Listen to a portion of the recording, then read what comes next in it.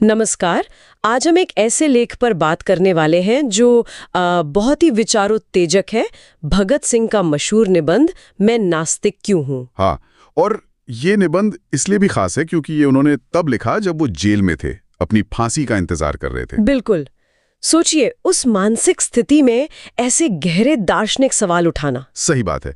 हमारे पास इस निबंध पर आधारित एक समीक्षा है जो इसके मुख्य विचारों को सामने रखती है। तो आज हमारा मकसद है कि इसी समीक्षा के जरिए भगत सिंह के नास्तिकता पर, धर्म पर, तर्क और क्रांति पर जो विचार थे उनको थोड़ा समझे। हाँ, कोशिश करते हैं उनकी सोच की तह तक जाने की। तो पहली बात जो इस समीक्षा में उभर कर आती है वो है भगत सिंह का धर्म और ईश्वर की धारणा पर सीधा सवाल उठाना।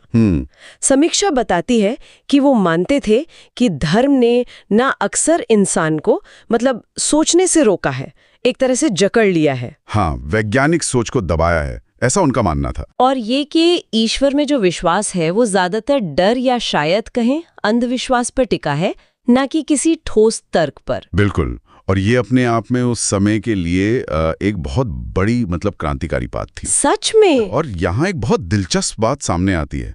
समीक्षा इस पर जोर देती है कि भगत सिंह सिर्फ भावना में बहकर नहीं कह रहे थे, वो बाकायदा तर्क के आधार पर ईश्वर के अस्तित्व पर सवाल खड़े कर रहे थे। जैसे उनका एक मुख्य सवाल था जो आज भी पूछा जाता है कि अगर कोई सर्वशक्तिमान सब कुछ जानने वाला ईश्वर है, हाँ। तो फिर इस दुनिया में इतनी नाइंसाफी क्यों है, इतना दुख, इतना शोषण क्यों मौजूद है?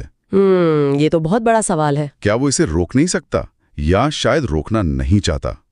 ये सवाल वो पूछते हैं। ये सवाल तो किसी को भी सोचने पर मजबूर कर दे। क्या समीक्षा ये बताती है कि उन्होंने उसका कोई जवाब देने की कोशिश की या उनका मकसद सिर्फ सवाल उठाना था? समीक्षा ज्यादातर उनके सवालों और तर्कों पर फोकस करती है। शायद उनका मकसद लोगों को खुद सोचने के लिए उकसाना था। हो सकता है।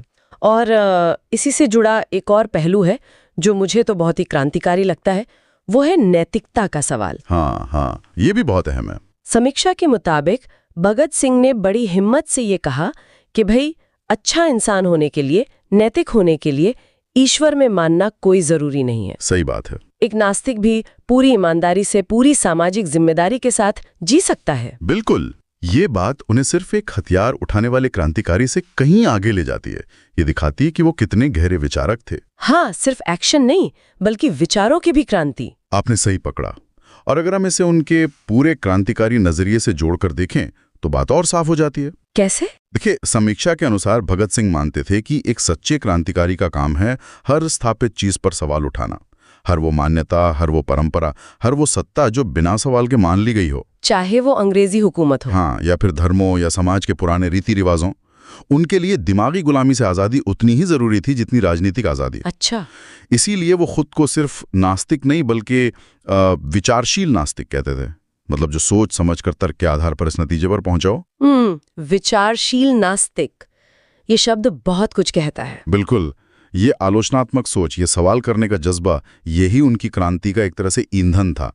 और ये चीजें आज भी उतनी ही प्रासंगिक हैं। तो हमने देखा कि कैसे भगत सिंह ने तर्क को आस्था से ऊपर रखा, दुनिया में जो दुख और अन्याय है उसे ईश्वर की सर्वशक्तिमान धारणा के सामने एक बड़ी चुनौती की तरह पेश किया। हाँ, और उन्होंने नैतिकता को धर्म के बंधन से आजाद करने की बात कही। और ये भी समझाया कि क्यों एक क्रांतिकारी के लिए जरूरी है कि वो हर स्थापित मान्यता पर, जिसमें धर्म भी शामिल है, सवाल उठाए। बिल्कुल। ये सारे विचार उनके लिए आपस में जुड़े हुए थे, एक पूरी सोच थी। सही कहा। ये निबंध वाकई हमें भगत सिंह का एक अलग ही चेहरा दिखाता है। वो सिर्फ एक जोशीले स्वतंत्रता सेनानी नहीं थे। नहीं, बिल्कुल नहीं। वो एक गंभीर दार्शनिक थे, एक चिंतक थे जो समाज की जड़ों तक जाकर सवाल पूछने का साहस रखते थे। हाँ, और उनके उठाए सवाल, जैसा मैंने कहा, वो आज भी हमारे सामने खड़े हैं, हमें सोचने पर मजबूर करते हैं। हाँ, और शायद यही आज की चर्चा का अंतिम विचार हो सकता है, जिस पर श्रोता खुद सोच सकते हैं। क्या? कि भगत सिंह के तर्कों को ध्यान में रखते हुए आज के समय में जहां विज्ञान भी है और आस्था भी है, वहां व्यक्ति और समाज के स्तर पर तर्क और विश्वास के बीच एक सही संतुलन, एक स्वस्थ रिश्ता कैसे बनाया जा सकता है। ये वाकई एक सोचने वाली बात है।